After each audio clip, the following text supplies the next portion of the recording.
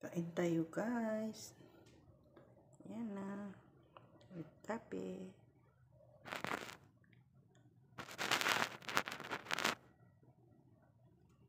Breakfast. Kanin tayo mag-breakfast.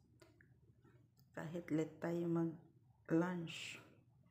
Parang lunch di. Breakfast na to magkasama na. Lunch, breakfast.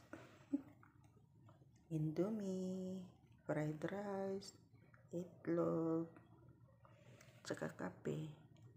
Hindi nawawala ang kape.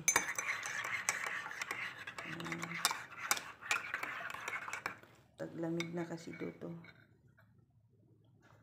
Pag taglamig, madali ka magutom. Kaya kumain ka na lang ng